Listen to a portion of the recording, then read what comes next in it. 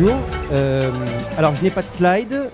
Je vais essayer de vous faire une présentation la plus attractive possible et en tout cas élever le sujet sur le mobile, comment il se positionne en tant que stratégique dans l'organisation du groupe et dans la stratégie du groupe. Alors, le mobile chez Accor Hôtel, il a 3 étapes. La première étape, c'est un lancement d'une application avec un mode un peu forcé. Forcé pourquoi? Parce qu'on a un groupe de franchisés en France qui se plaignait du fait qu'on soit en retard en 2010. Je parle d'application iPhone à l'époque. Et donc, on le fait un peu à reculons. Ça, c'est la première étape. La deuxième étape, c'est le lancement d'un programme qui s'appelle Mobile First, à l'intérieur d'un plan digital qui a été annoncé en 2013-2014 et qui visait à dépenser à peu près 225 millions d'euros sur la transformation digitale du groupe, avec le premier programme qui était le programme Mobile First.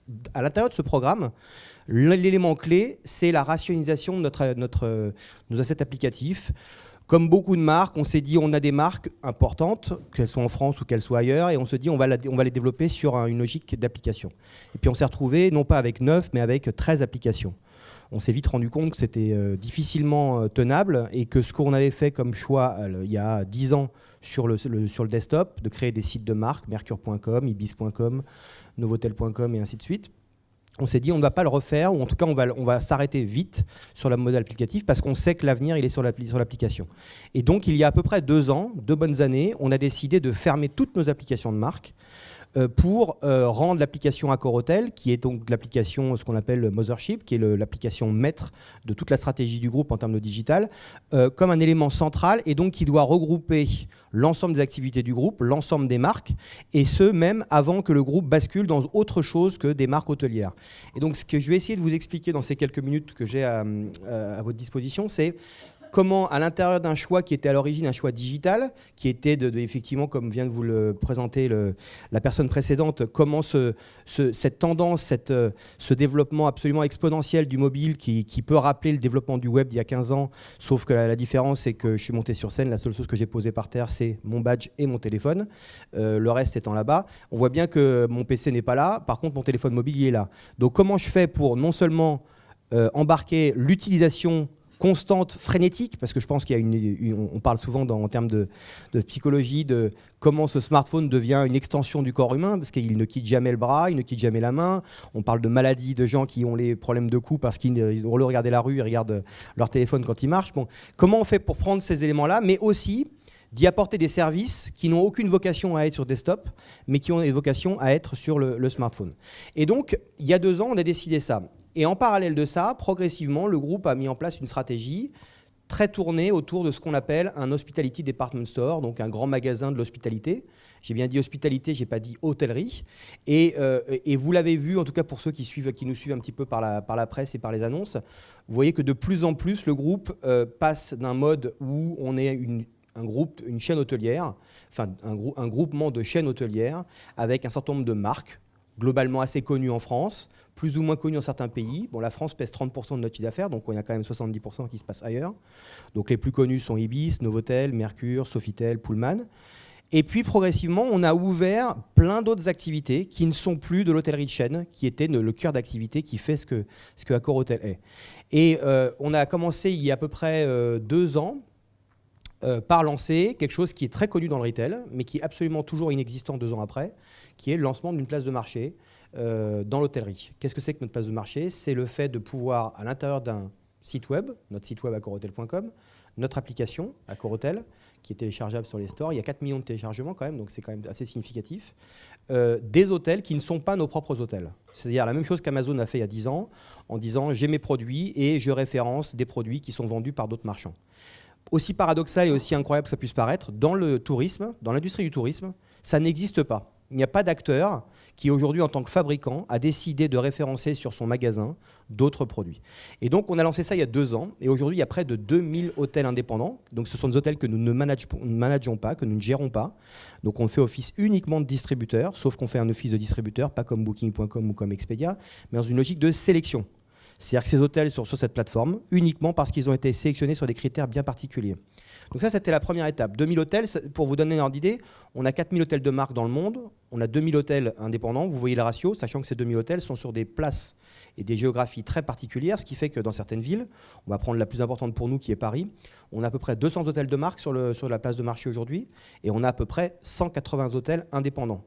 Donc on a quasiment autant d'hôtels indépendants que d'hôtels de marque aujourd'hui, si vous regardez actuellement sur accorhotel.com. Donc ça, c'était la première étape. Et puis la deuxième étape, ça a été l'extension classique de l'hôtellerie, qui est la restauration. La restauration, ça a été toujours un mal obligatoire, on va dire, pour l'hôtellerie, qui est, surtout en Europe et surtout en France, qui est j'ai des hôtels et donc il faut que j'ai des restaurants parce que les gens qui dorment dans mes hôtels peuvent éventuellement avoir envie de manger et autant que je leur propose un service.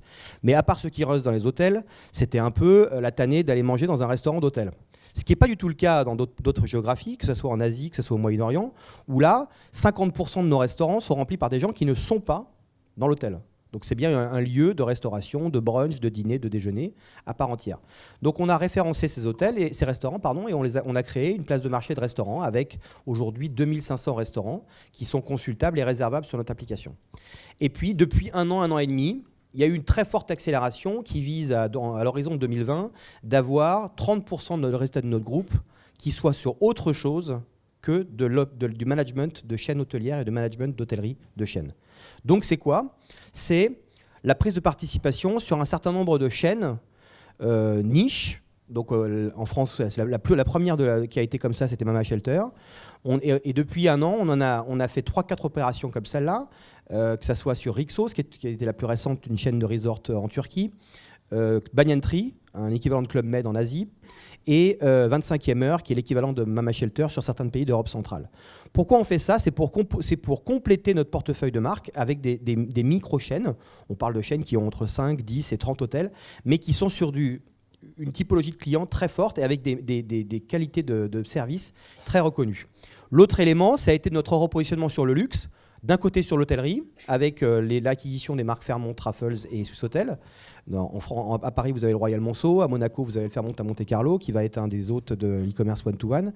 Et donc, vous avez ces hôtels très haut de gamme qui viennent compléter notre offre, qui n'était pas le cœur d'activité, à part Sofitel, de notre groupe. Et la dernière tendance, la fameuse tendance de l'hébergement depuis 4-5 ans, qui a secoué tout le monde, qui a secoué tous les hôteliers, qu'ils le veuillent ou qu'ils ne le veuillent pas, qui est le fameux mouvement Airbnb, le mouvement Private Rental. Donc, comme on l'a fait sur l'hôtellerie indépendante, si c'était pour faire un Airbnb-like, ça ne servait à rien, parce que, un, c'était un copycat, et deux, on n'aurait pas les moyens et la qualité d'Airbnb. Donc, on a pris ce qu'on savait faire, c'est-à-dire sélectionner, choisir, apporter une valeur en tant qu'hôtelier, et on a fait l'acquisition, ou des participations assez significatives, dans des entreprises qui proposent des appartements ou des villas, mais à chaque fois avec un service hôtelier proposé. Donc la plus importante, c'est Wine Fun Stay, qui propose des appartements dans des grandes capitales mondiales. Ce sont des appartements haut de gamme, mais au lieu d'avoir juste un appartement, la clé dans la boîte aux lettres et personne qui vous accueille, vous avez un accueil Wine Fun Stay, vous avez du service hôtelier, c'est-à-dire du ménage, du linge de maison, Wine Fun Stay, et vous avez un service avec une application mobile qui est proposée aux visiteurs, qui permettent de téléphoner localement et aussi d'avoir accès à des services sur ce qui se passe autour. Et donc et on en a 3 ou 4 autres qui sont arrivés aussi sur cette logique de villa et appartement. Tout ça va se retrouver, ou s'est déjà retrouvé, sur cette application, et donc je reboucle avec le sujet, cette application qui devient le compagnon de voyage, l'Hospitality Companion, qui va permettre non seulement de proposer les mêmes services que sur le desktop, mais d'aller beaucoup plus loin et d'avoir quelque chose qui accompagne le voyageur avant, pendant et après le voyage sur l'ensemble de ses besoins, qu'ils soient des besoins d'hôtellerie ou qu'ils soient des besoins de loisirs à destination. C'est pour ça qu'on a récemment intégré des guides de destination dans 80 villes dans le monde. Donc Airbnb a fait beaucoup de bruit dans ça, dans ce qu'ils ont lancé les trips d'Airbnb. En fait, nous, ça fait 3 ans qu'on les a. Alors évidemment, on ne fait pas le même bruit qu'Airbnb. La réalité, c'est que nous, on en a 80 en 8 langues différentes. Elles sont proposées directement dans l'application et elles sont surtout proposées quand je suis en séjour. C'est intéressant d'avoir l'information avant, mais c'est surtout intéressant d'avoir l'information quand je suis sur place. Voilà. Comme nos hôtels proposent du Wi-Fi gratuit, en plus, elles sont consultables on et offline. Voilà. Donc ça, c'était un autre élément. Et donc, c'est tout l'enjeu de cette activité. La dernière qu'on a lancée, qui est actuellement en pilote, qui vient d'être lancée la semaine dernière, dans 8 hôtels parisiens, qui est comment j'utilise l'hôtel, évidemment avec le mobile, pour non pas ceux qui dorment à l'hôtel, mais tous ceux d'entre vous qui passiez tous les jours devant un hôtel, mais qui n'y passeraient jamais les pieds parce que vous n'avez rien à y faire, puisque c'est votre ville, Paris. Et ben on a lancé un système qui s'appelle Accord Local, c'est un premier pilote, et qui va permettre à des gens qui habitent autour d'un hôtel d'y trouver des services de proximité. Vous avez besoin d'un pressing, vous avez votre pressing près de chez vous. Le problème, c'est quand vous finissez votre boulot à 19h30 ou à 20h, il est fermé. Et ben, vous pouvez aller passer à 22h à l'hôtel et récupérer le pressing à l'hôtel du coin. Et donc, vous incitez à rentrer dans l'hôtel. Voilà. Donc, c'est un exemple, le pressing, mais il y en a plein d'autres. Ça peut être du babysitting, ça peut être plein d'autres choses. C'est comment je fais de l'hôtel un lieu, un lieu de passage de la cité, comme on dit dans la cité, c'est-à-dire non pas je vais en voyage et donc je vais à l'hôtel, mais j'habite autour d'un hôtel et j'y trouve des services de proximité. Et voilà, et ça clignote, donc je vais devoir arrêter là. Merci beaucoup de votre attention et bonne journée.